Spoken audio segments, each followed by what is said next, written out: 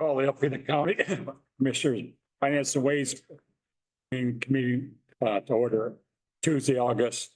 Call please. Commissioner LaHaye, Here. Commissioner Ludlow, Here. Commissioner Bray, Commissioner Fournier, Commissioner Britton, Here. Commissioner Konashevsky, Here. Commissioner Kozlowski, Here. Commissioner Peterson. Here. Pledge allegiance, please. Pledge allegiance to the flag of the United States of America and to the republic for which it stands, one nation, under God, indivisible, with liberty and justice for all.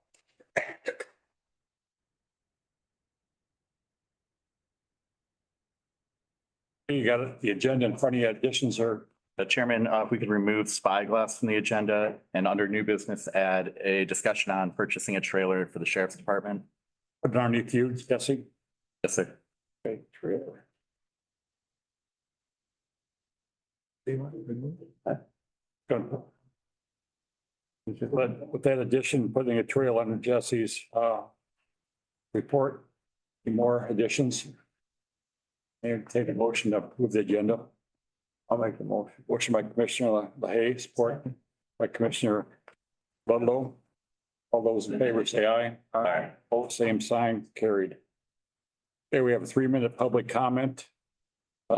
If you want to make a public comment, come to the podium, give me your name and your address, please. Public comment, somebody online? It will close public comment. Bills to pay. The questions on the bills. Not, I don't see a motion to approve the bills as presented. Motion by Commissioner LaHaye, support by Commissioner Kozlowski. Any discussion?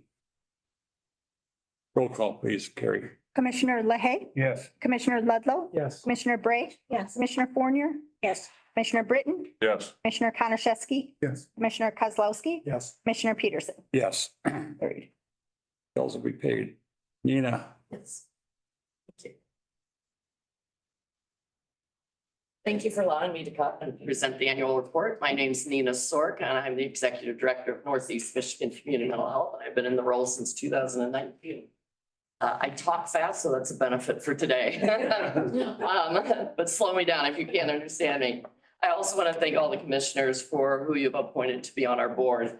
And that's our most recent appointee is Jennifer Graham and Kara Bauer-Lamont, who also serves on a recipient rights committee.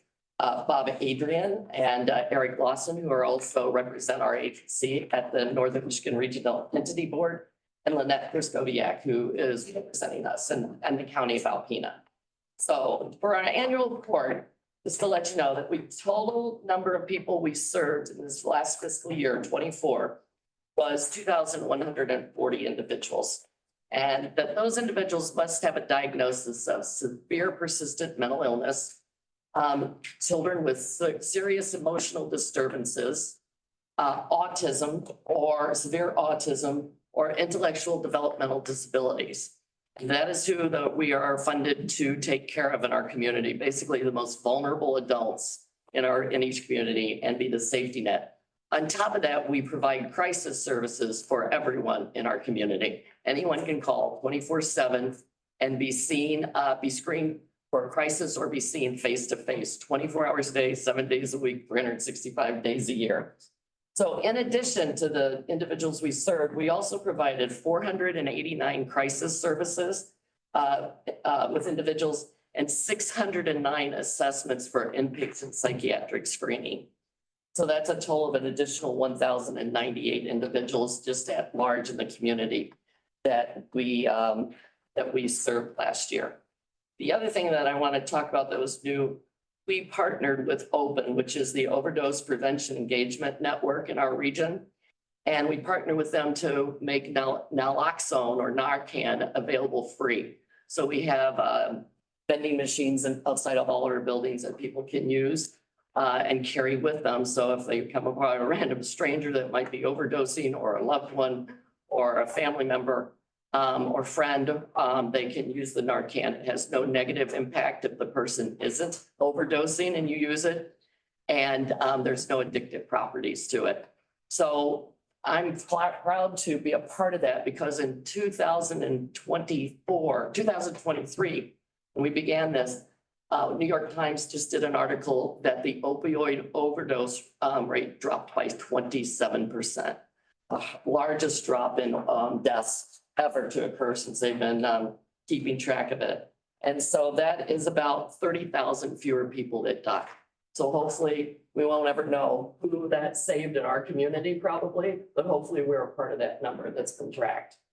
The other thing I want to talk about is we don't blow our horn very often. And I know I need to do that. We just do the business. So we just went through our CARF accreditation and we get accredited by an international body. They're the Commission of Accreditation of Rehabilitation Facilities.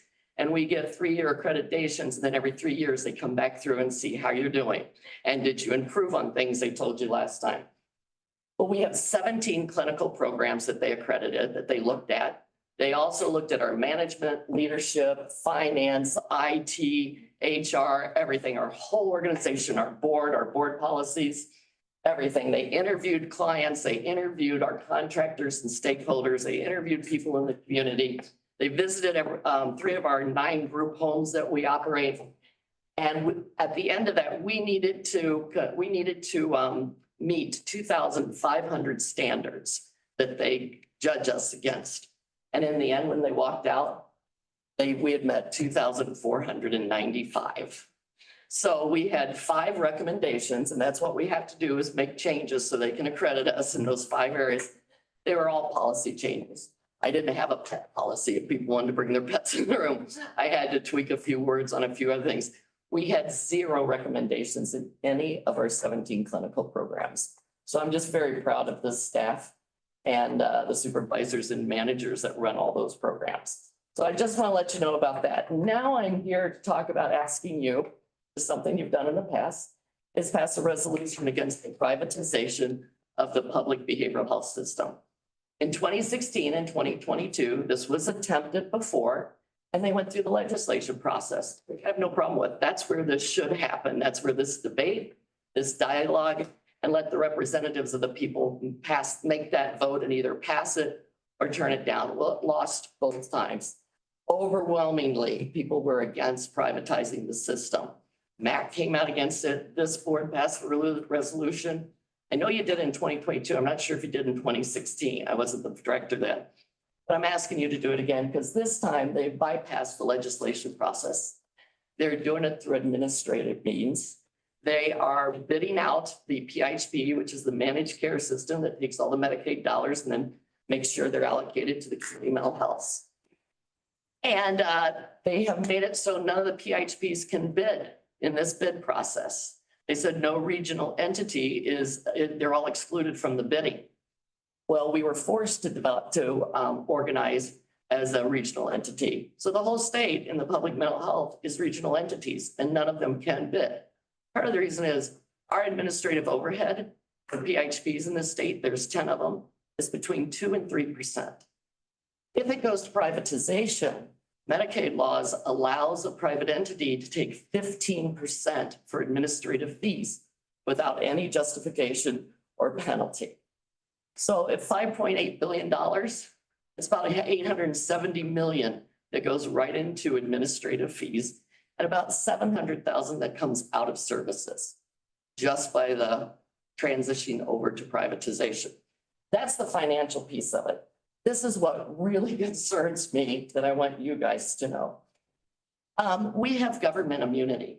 That's why we can hire and recruit and keep psychiatrists, therapists, clinicians, because we deal with the most dangerous, mentally ill population and the most litigious.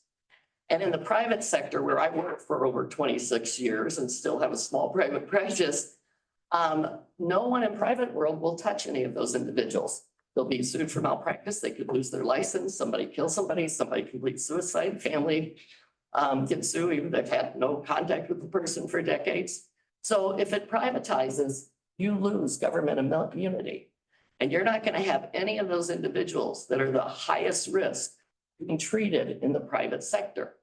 They won't, the mild and moderate population, if you're high risk, they won't see you either. Clinicians won't take that risk of losing their career, their license, everything. So you're gonna have the most seriously mentally ill. And that'd be fine if we still had institutions in the state of Michigan that could take care of them, but they've wiped out almost all of those beds. That's one of my problems is I don't have a backstop anymore. There's such a waiting list that if somebody we can't manage in the community anymore, it is very difficult to get them into a state hospital.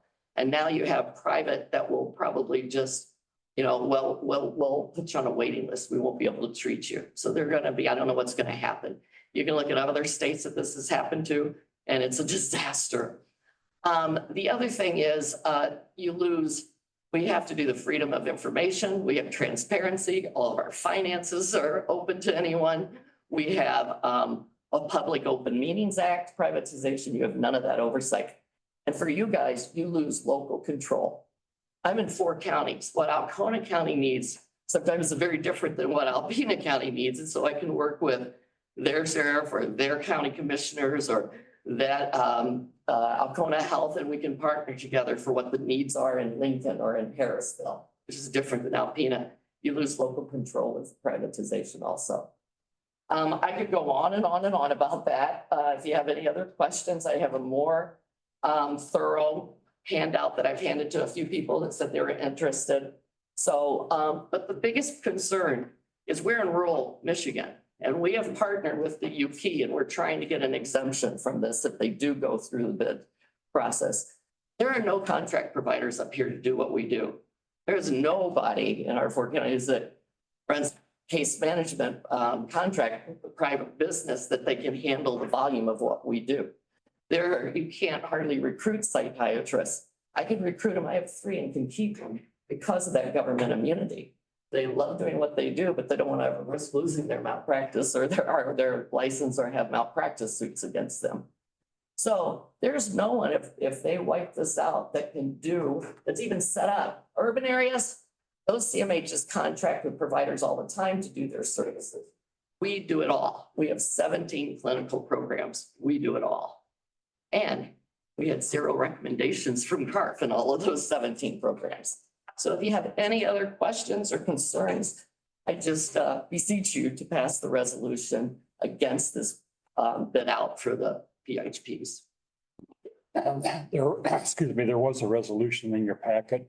I'd entertain a motion for that resolution to be passed. I did have a question though. We get to pass and we We've got to pass it first, Yeah. okay. Always forget. then we can always go in discussion. So need a motion. I'll make a motion. Got a motion by Commissioner Ray, support by Commissioner Kozlowski. Now discussion. We'll see it. Why do you think they are doing this? Have they explained to you, or maybe this explains here? No, it doesn't explain, it explains well the problems that they haven't thought through. I don't know. There's a lot of money that can go to this deal, so I don't know if there's something else happening. It doesn't make any sense. It's violation of many of the laws and legislation and mental health codes. There are lawsuits that will be, they just did the bid out August 1st. They just put it out. They said they were going to in May and then they did nothing. There's even people in the department that doesn't understand why this is happening. And you feel this would protect you maybe? Absolutely, absolutely. Just scary. It is very scary, Yeah. especially, as a provider in this community. And, we do great care for very ill individuals. We show up at their door to make sure they take their meds every day if we have to. We go out with in one county, I have a sheriff that has to go with me so the person can get their monthly injection because they will not come out. So we just go up to the house with an officer and they get very secluded, so keep themselves safe. We make sure he's on his medication. And we thank goodness for Invega, Sustenna, that's an IM medication. We can do it once a month and give him a shot and keep him stable. So that would affect your NMRE too. Oh, that is the NMRE. They're gonna wipe out the NMRE. Because I went to my first meeting with them and researched them and it was very impressive. And the other thing, downstate, there's a lot of squabbling and power struggles. Up here, the 5 directors in the NMRE, we work well together. We cooperate. We call each other and help each other out all the time. And now we've partnered with PHP and the UP and all 6 of those directors. So there's 11 of us. Because we're all in the same boat with the rural communities trying to provide services. People downstate don't understand the lack of resources we have here. And we're it in the community. I suspect it might be more than that. The other thing I want you to know is if we don't spend all of our funding, it all goes back to the state. And then it goes into their general fund dollars. And we have many years given back hundreds of thousands and $1 million a couple of times. That we didn't have as many hospitalizations. We didn't have as many people who needed that critical level of care. So we didn't spend all of our money that year. We give it back to the state. Privatization wouldn't. Does whether or not this can pass, does that delay whether the state can do budgets for? No, it doesn't delay that at all, no. And we're hoping also that some of you are concerned, you'll reach out to legislators, the governor. Yeah, the person in charge of MDHHS is Elizabeth Hertel, and her husband is Senator Curtis Hertel. So there seems to be a roadblock with that. So we're putting more pressure on him and the governor. Okay. I'm good, thank Any you. more questions? Good luck. Thank you. We have motion for a board to oppose this legislation and for the chair to sign it. Roll call, please. Commissioner Ludlow, Yes. Commissioner Bray, Yes. Commissioner Fournier, Yes.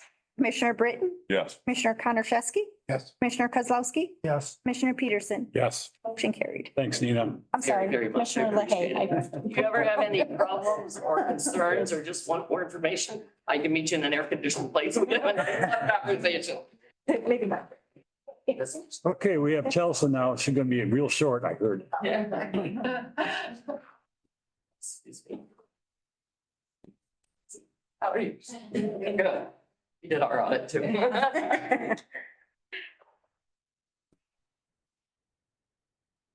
morning. It's a pleasure to be here to present your December 31, 2024 fiscal year audit.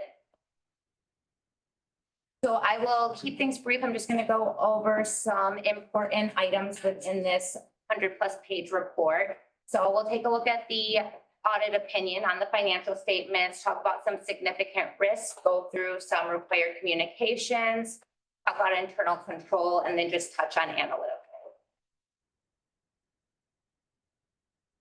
So I am pleased to say that you were issued an unmodified opinion, which is the highest level of opinion you can be issued in an audit. And it means that we do believe your financial statements are presented fairly in all material respects. And you'll hear auditors talk about materiality a lot. It's a concept that we use, but to put it in basic terms, it is, what amount would be significant to impact these financial statements that could influence the financial statement users' opinions on these financial statements. It's not a hard line, so there could be something under that threshold that could be considered significant to those financial statement users. In addition, we are required to be independent to be able to produce this audit opinion for you, and we comply with auditing standards generally accepted in the United States as well as governmental auditing standards. Now, your report also contains required supplementary information, or RSI. RSI is not part of the basic financial statements. However, the Government Accounting Standards Board, or GASB, requires it and says that's important enough that it is required to be within this report. We do not issue an audit opinion on that because we do perform limited procedures on those. In addition, there's also some other supplementary information which, contains some combining schedules that reconcile back to the financial statements themselves. Again, there's not an opinion issued on those. However, we do, make sure those reconcile back. So some significant risks for the 2024 audit were management override of controls and revenue recognition. So there's actually auditing standards that we must comply with that says, these are going to be some significant risk areas. So, what do we do for an audit to approach these areas, and what does that mean for the audit? So if you think about an area where internal controls could be circumvented, usually it's in that management area. If someone can, circumvent an internal control, it's usually management within an entity. And so what we do is we pick a sample of different types of transactions. We go through those transactions in the internal control process, and we say, This is the internal control process. Did everything in this process comply with these sample of transactions? And then if we found a deviation, then, then there'd be further issues. I am pleased to say we didn't find that within our sample that we tested.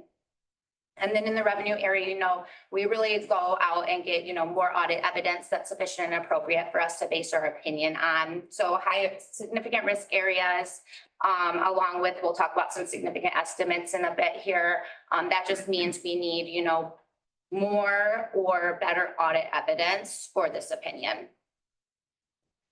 So now to go through some required communications. So you have a letter that's titled Communication with Those Charged with Governance, which is you, the board.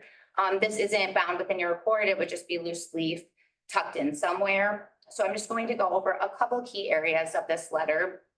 One, you did implement a new policy this year for compensated absences, and that was due to a new GASB Standard 101. There are significant estimates within these financial statements. So there's certain numbers you could reconcile on any day. And then there's other numbers that in order to comply with generally accepted accounting principles that you may have to come up with a estimate. And some of those are considered significant for various reasons to the financial statements. So some of the more significant estimates would be with your capital assets, which are depreciated based on the estimated useful life. Your pension liability, of course, and then the compensated absences is considered a significant estimate as well. I am pleased to say we did not encounter any difficulties in performing the audit. There were proposed audit adjustments, and those were material to the financial statements. They were reviewed and approved by management, and they are reflected within these financial statements. I'm also pleased to say we didn't have any disagreements with management during the course of our audit.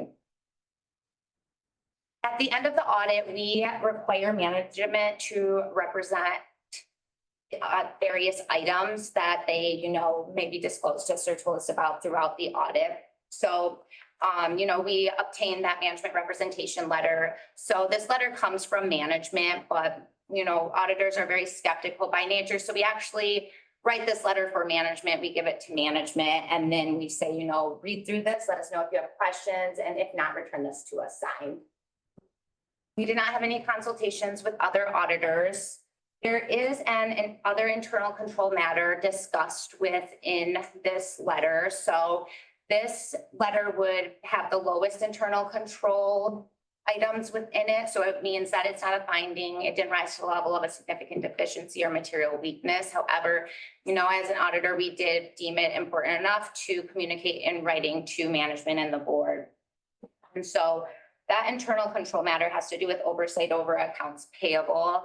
And so what's happening is invoices are going all over the place to all these different departments. Well, the clerk's office is recording those within your accounting software. If they don't get an invoice and they don't know about that invoice, they can't record that invoice. So we're seeing, some invoices not making it up to the clerk's office, which could cause an issue with, your cutoff of your accruals for your liability and your expenses or expenditures. There's also any upcoming recent pronouncements listed at the end of this letter. There's nothing major for 2025, but there's some summaries in there if you're interested in what's coming down the pipeline with GASBs. Now you have another letter that is not found within this report, and it discusses your internal controls. So as I said, there's a couple different levels of internal control deficiencies you can have. It's that other matter that we just talked about. And then the next level up is your significant deficiencies, and then you have your material weaknesses. And so there are a few of these listed within your letter. So 2 out of 3 of the material weaknesses are very common. They're financial statement preparation and segregation of duties. Those are so very, very common in governmental reports. You're going to find those in most of them. And even when you submit your audit to the state, they say, did you have any findings other than these? Because even the state doesn't care about a response to those 2 findings. And then there is one for material audit adjustments and reconciliations. So as I mentioned, we did propose material audit adjustments. So you have a finding that stemmed out of that. And then there's one, just a small non-compliance with the budgeting manual. So very briefly on the analytics. So the next two slides are going to be your government-wide or that full accrual basis of accounting on your governmental activities. And so just taking a look at what happened between 2023 and 2024 and some of the significant swings. So we can see that assets increased almost $21.2 million. And that mainly was due to an increase in capital assets. So the runway rehabilitation project at the airport is a huge project that's going on. And so that's obviously increasing those numbers quite a bit there. We also saw liabilities decrease about 1.2 million, with that primarily being due to a decrease in current liabilities. So in 2023, you still had unearned revenue that you had not used from the ARPA funding. You used the rest of that in 2024. So that unearned revenue decreased to zero, and that was the main reason that we see the decrease there. And then you had a huge increase in net position of about 22.8 million, with most of that being an investment in capital assets due to that airport runway project. But you also did see an increase in your unrestricted net position of about 791,000. So now this is looking at the statement of revenue, expenses, and changes in that position. So here we had a decrease in revenue of about 9.1 million from 2023. That mainly was due to a decrease in operating and capital grants and contributions due to just a decrease in the airport runway activity this year from 2023. Expenses remain very consistent, only changing about 0.2% or $45,000 from 2023. And then overall, you had an increase in net position in governmental activities of about $324,000. Now we're just going to touch on the fund statement. So this is the modified accrual basis of accounting. These are numbers that you're more used to seeing. This is kind of what you probably are looking at on a month-to-month basis. So the general fund ended the fiscal year in 24 with a fund balance of about $4.3 million, which was an increase of about $478,000 from 2023. Of this amount, you had almost $500,000 committed for various purposes, and the remaining almost 3.8 million was unrestricted. The Government Finance Officers Association, or the GFOA, recommends that you have no less than 60 days of expenditures in that unassigned fund balance. And I am pleased to say, as of December 31st, 2024, you had about 108 days of expenditures in that unassigned fund balance. So you met that recommendation, and that actually was an increase of about 9 days from 2023. So the last thing I'm going to touch on is just a little bit about the pension benefits. So, the pension is some of the most significant numbers on your statement of net position. So the county participates in the Municipal Employee Retirement System, or the MERS, or what you probably hear referred to as MERS. So MERS is an agent multiple employer statewide public employee pension system, and they are the fiduciary for the county. So as I said, those are some very significant numbers on your statement. Probably one of the most significant estimates within these financial statements. It's based on it's based on actuarial evaluation and a number of assumptions, such as long-term plan assets and discount rates, inflation, longevity of life expectancies. So there's so many assumptions going into this that it's just a very significant estimate. So there's also deferred inflows and outflows with this liability. So net as of 12/31/24, you were at about 10.2 million, which was a very slight increase from 2023, which was sitting at about $9.8 million. So one question that I get from boards a lot is, well, what can we do about this pension liability? And really, you just want to keep making sure that you're making that actuarially determined contribution that the evaluator is giving you. With that, I'll leave it open if anyone has any questions on anything. Anybody have any questions for Kelsey? I just want to thank everybody. Thank you, Carrie, Amanda, Jesse, Cindy, who's not here, but I know it's a lot of work. We come in and you guys do a lot for us, so we really appreciate it. And you guys are all great to work with. So We echo that to you as well. It was a lot of learning this time around, which we greatly appreciated. Do we need a motion to receive and file? I think that'd be appropriate, yes. A motion to receive and file. Motion by Commissioner LaHaye, support. Support by Commissioner Konachevsky. Any more discussion? Roll call, please. Commissioner Bray, Yes. Commissioner Fournier, Yes. Commissioner Britton, Yes. Commissioner Konachevsky, Yes. Commissioner Kozlowski, Yes. Commissioner LaHaye, Yes. Commissioner Ludlow, Yes. Commissioner Peterson. Yes. Motion carried. Thank you, Chelsea. Thank you. Julie, Jackson. You here?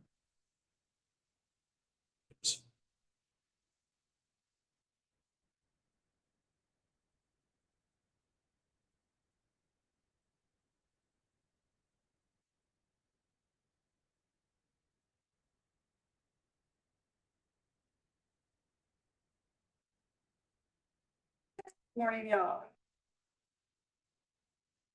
So victim rights grant is once again, it's every year. So those of you who are familiar know that this is probably the easy one for you today. We're a reimbursement grant, so I'm not technically asking for any money, just for approval. And so those of you who aren't familiar, I guess I'm here to answer questions. Make any question, Julie? Now that entertain a motion to approve the annual grant with victims' rights. Commissioner, like Commissioner Britton. Any more discussion? Any questions? Roll call, please.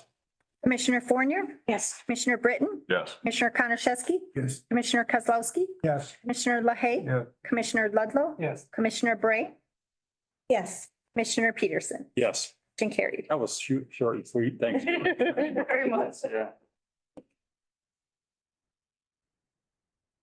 Reports, treasurer's report. Okay.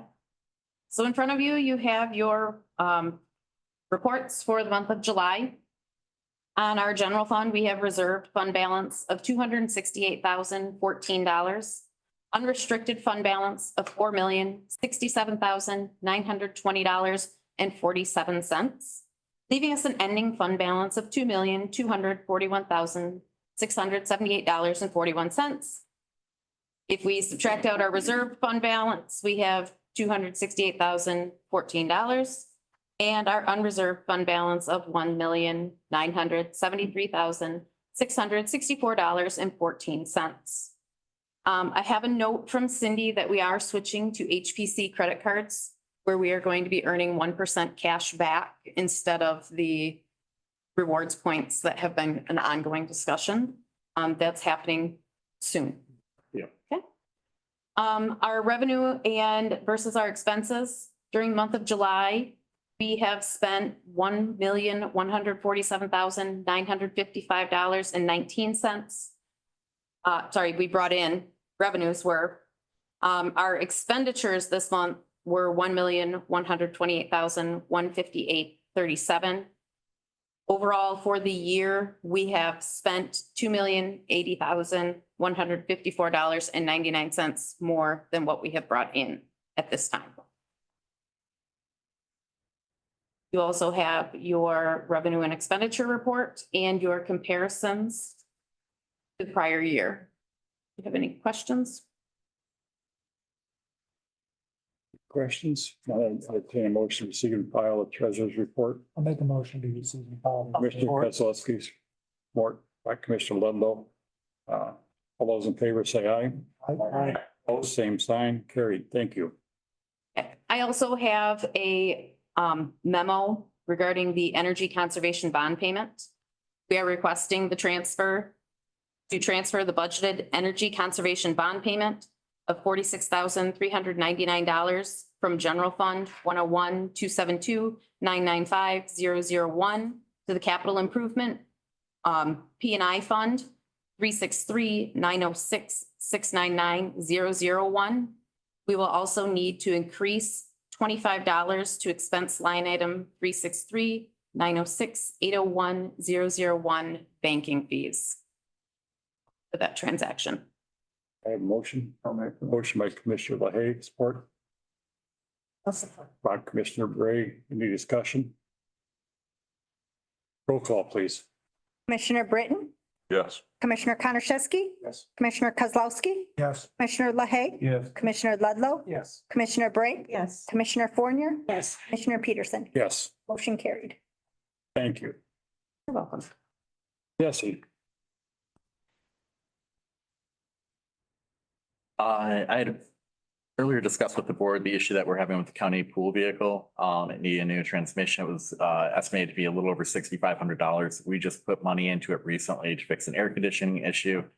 We feel it's just getting to the point where we're putting more money into the vehicle than what it's worth. We had asked for permission to sell the vehicle and then purchase a new pool vehicle. However, upon further conversation with the treasurer and some others, we felt we would like to maybe try to just do mileage reimbursement in 2026 to see how that goes. We're estimating that to be approximately $3,500 to $4,000 that we would have to budget for next year for that line item. But once we take away gas and repairs that we've been putting in, oil changes, car washes, et cetera, we feel it's gonna be close. So we'd again like to, instead of replacing the vehicle, try mileage for 1 year with the board's permission. We have a motion for that. I make the motion. Motion by Commissioner Konashevsky, support. Or Commissioner Britton, discussion. Not roll call, please. Commissioner Konashevsky, Yes. Commissioner Kozlowski, Yes. Commissioner LaHaye, Yes. Commissioner Ludlow, Yes. Commissioner Bray, Yes. Commissioner Fournier, Yes. Commissioner Britton, Yes. Commissioner Peterson. Yes. Motion carried. The second item is the emergency management vehicle, also needs repairs. Originally, needed a complete, said the AC lines had completely rusted through. What they can do is just block off the back seat, air conditioning. They also said the power steering has a leak, so they'll fix that with fluid. Needs an oil change, block off the back AC and recharge AC. Transmission could use a top off on fluid, and one of the tire monitors isn't working. They'll also fix the recall in the airbag at no charge for a total of approximately $1,500. So I guess the decision is whether we do that repair or like the pool vehicle, do we call it quits and move forward? How many miles on that one? I don't know if I have. Kim, do you have that handy by chance? I do. It's just under 90. Thank you. 90? I'd say we make the repairs. Make the repairs, okay. Make that motion, Ron. Yeah, I'll make the Yeah, motion. motion to repair the emergency management vehicle. Have a support. For work by Commissioner Bray. Any more discussion? Roll call, please. Commissioner Kozlowski, Yes. Commissioner LaHaye, Yes. Commissioner Ludlow, Yes. Commissioner Bray, Yes. Commissioner Fournier, Yes. Commissioner Britton, Yes. Commissioner Konashevsky, Yes. Commissioner Peterson. Yes. Motion carried. Next item is the sheriff's here to answer questions if you have any. The sheriff's department has recently signed up for a military surplus website where we can get items for free. We just are responsible for picking them up and getting them back here. They found a couple of, is it three generators total? Yeah, so I'll make this short. Like Jessica said, we got on the website approved by the federal government. We can get government surplus. We have been approved for like a 60,000 kilowatt generator. It's a huge generator on a trailer with air brakes. It's actually in Wisconsin. We put in for 3 more in North Carolina, and then there's another smaller generator in Columbus. Where I'm going with this, it's, with the ice storm, we need a generator, so that's what we're after. But we're also after other equipment that we could use at maintenance throughout the county. So there's a lot of good equipment we can obtain. The problem is we have to go get it and bring it back. The equipment is so big, it won't fit on any of the county trailers. We're looking to purchase a trailer. When we get these things, we have 14-day window to go get them. It's going to be a lot cheaper for us to invest in a trailer for under $10,000 than paying shipping fees and all that kind of stuff. I know this is short notice, but end of last week, like I said, we were approved for the one in Wisconsin. So we have like 11 days to go get it now. We did find a trailer used in Traverse City. So it won't last long. These are like, they sell like hotcakes. And it's $7,600 out the door. And it fits our needs. It's a 24, so it's rather new. We were originally thinking about a gooseneck trailer because of the ease of towing, but maintenance trucks, they don't have any goosenecks. We settled on a regular bumper pull because all the county vehicles, 3/4 ton trucks would be able to pull it. And I do think we can use it for this purpose of obtaining equipment, but maintenance also has a need for a trailer of that size. So I think it will be too full. So one of the findings following the ice storm was the need for such generators that we can locate throughout the county. The federal government did release the FEMA dollars after we did our insurance policy because they waited months. So I don't know how much that's going to help us. And unfortunately, the Senate is sitting on the state bill 4328, which would release $100 million for state funds, which would cover things like this. But I think we're going to be probably what we learned the first week of the ice storm. We're on our own, and we're going to get minimal help from outside of Alpena County. Put this in perspective, the one generator in Wisconsin, and we don't know the shape it is in. And I don't get there. If you have 5 rated, it's $85,000. And we're got a line for 5 of them. There's also a stake truck that has a hydraulic lift gate on the back. We put in for that. So it's gonna be fruitful if it all comes together, so. Well, that's how we got our front end loader, that same program. That big truck, that John Deere Gator that they traded in, I mean. It takes a lot of work for somebody to monitor the program and you have to be willing to go get it. And then once a year, I actually have to inventory all the stuff. So it comes at a lot of work. But I think we show, we've seen that it's needed. So. And I know someone that's always up for a good road trip. Volunteers, but yes. We have a see, I mean, you deal with these size wise. Yeah, we have in the past. Yeah. Yep, I think this is a good universal trailer. I think it would work for, sheriff and the maintenance staff. I think it's probably a good purchase. So if the board approves it, I would ask, because we still don't know where we're gonna find the money. I'm still working on that, but maybe the motion could be something that I'll work with the sheriff and the treasurer's office and finding the funds, and with sign off from either the finance chair or the board chair. We can go ahead with those adjustments in order to make the purchase. That's be entertain a motion. I'll make that a motion. That effect. Okay, motion by Commissioner Kozlowski, supported by Commissioner Britton. Any more discussion? Roll call, please. Commissioner LaHaye, Yes. Commissioner Ludlow, Yes. Commissioner Bray, Yes. Commissioner Fournier, Yes. Commissioner Britton. Yeah. Commissioner Konashevsky. Yes. Commissioner Kozlowski, Yes. Commissioner Peterson. Yes. Motion carried. Well, while I'm up here, I think I'm next on the list here for our budget. I think Nick, we're turning off the AC, so we'll make this quick. I can go line by line. I mean, I have 8, 9 budgets, but might be easier if you guys have questions. I'll just kind of give you an overview. We put our budget together at our office, and then I got with Commissioner LaHaye and Commissioner Ludlow, who were very easy to work with. They came through. We wanted to cut 50,000 out of what we proposed. We went line by line cutting, and we got down to what Commissioner Ludlow wanted, the 50,000. It was easy. It's not easy because we're in a financial issue, but it's easier because we're now been in the jail for a while and we see the patterns. And so guessing or approximating what our budget is going to be has gotten easier is what I mean by that. So I don't think they asked for much in the cuts where we can make it work. And so here we are. Very thankful. We did not do a hunt officer, so that's still in the hunt budget. We couldn't do that this year. In the road patrol budget, you might see that we added a line item for firearms. We are looking at doing a firearms purchase. However, I don't want to ask you guys for $60,000, so we have a plan on spreading that out through a couple of years. So there was a slight increase for firearms.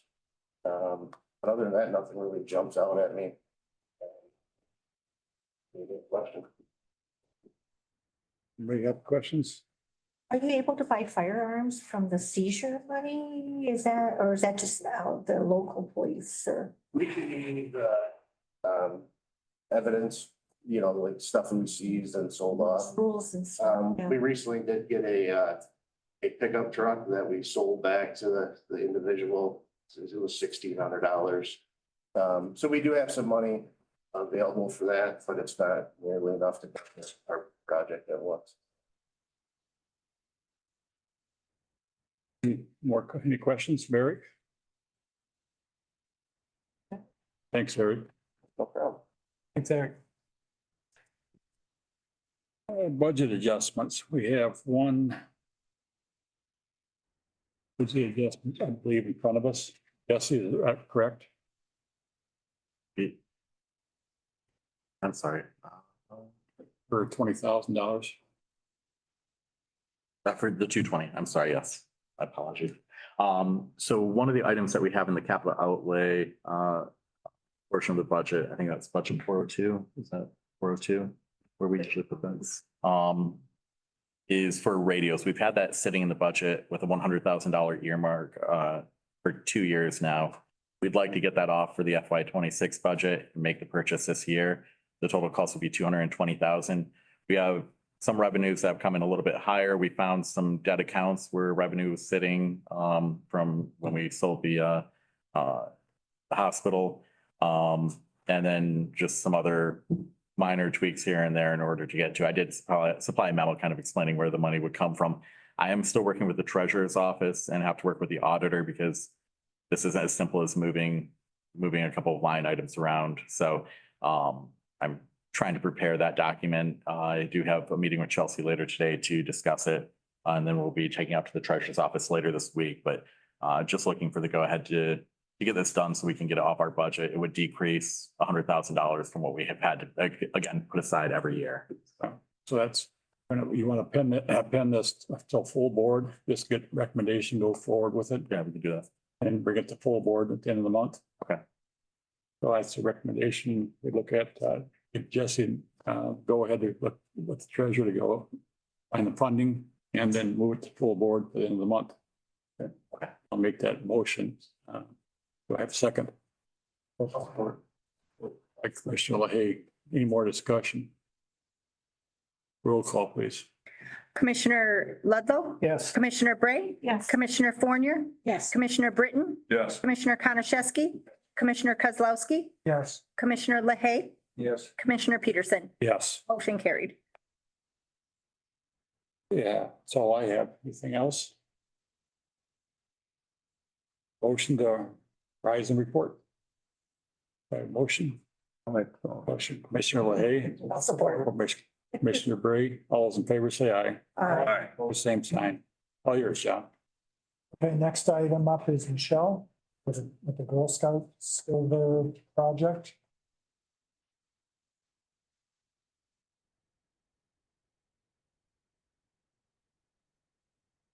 So earlier, the Girl Scouts approached me earlier this summer, and wanting to do a silver project. The last silver project they did for us was all of the murals on the animal control shelter.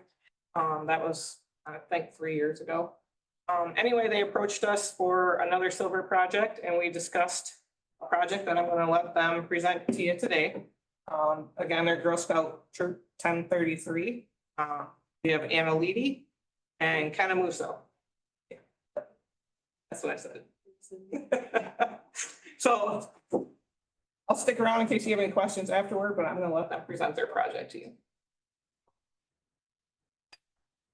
Morning, I'm Anna Letty. Thank you for this opportunity to present to you our Rainbow Bridge project. This project is to earn. Good morning, I am Kenna Musso. Anna and I are cadets in Girl Scout Troop 1033. We meet at St. Paul Lutheran Church here in Alpena. The purpose of a Rainbow Bridge is to allow people who are grieving the loss of their pet a place to go to remember them. We are hoping to place a bridge at the Alpena County Fairgrounds in the vicinity of the Alpena County Sheriff's Animal Control Building. Two of the Girl Scout laws are: one, you to use resources wisely, and two, to make the world a better place. Will be building our bridge out of lumber that was reclaimed from trees that fell during the ice storm that occurred in Alpena County in March and April 2025. We hope the bridge will make the world a better place by providing pet owners somewhere to breathe. One of our advisors for this project is Mr. Larry Bussey. Mr. Larry Bussey is a retired licensed contractor. He is very knowledgeable about wood, very skilled at building. Our second advisor, Deputy Michelle Reed. Deputy Reed is the animal control officer in Alpena County. She is very aware of the extreme grief that people feel after losing their pet, who is really a member of the family. The arch bridge will be 8 feet long by 3 feet wide by 9 inches. With properly spaced foundation supports. The decking will be built of reclaimed cedar painted in rainbow colors. It will be placed on concrete foundation blocks to prevent wood rot.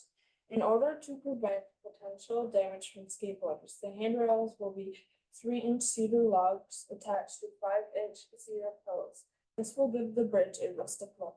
The wood and concrete have been donated by Mr. Bussey.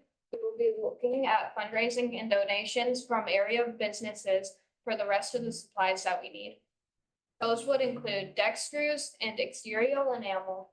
We are also asking if we would be able to use or work on construction and painting of the bridge in the Merchants Building or a different suitable building at the fairgrounds. We feel this would allow us to do a better job on construction and painting of the project. Any help you are willing to give us would be greatly appreciated. Thank you so much for your time and your Consideration. Okay, thank you. So any questions for the girls? Regarding the bridge? So where specifically will you be putting? We determined. Determined? It's yet to be determined exactly where it would go. Is there a river that you want to put it over? No. Okay, so I guess we'd look for a motion or, I'll make that motion. so we have a motion by Commissioner Peterson and support by Commissioner Ludlow. Any further discussion? Okay, I guess, all those in favor signify by saying aye. Aye. Opposed, same sign. Motion passed. So you're good to go. Great job, girls. Yeah. Okay. Next up, we have the consent calendar. Everyone had a chance to look at the consent calendar. Everyone good with the consent calendar? If there's nothing to pull, I look for a motion to approve the consent calendar. Chairman, just one note. There were a couple of Scrivener's errors that we found along the way, nothing big, just spelling. If I can have that moved in to correct a couple of them. Pronoun things where they said she rather than they, where it should have been non-gender. Then also, I thought we fixed that. I don't think we fixed it during the meeting. Oh. Because we just found these 2 days ago. Well, was that Monday? I think you came in, Commissioner? Commissioner, Is this the stuff that I mentioned before? Or?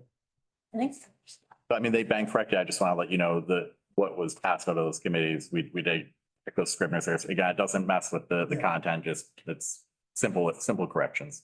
Okay. So we'll make those corrections, but other than that, I'll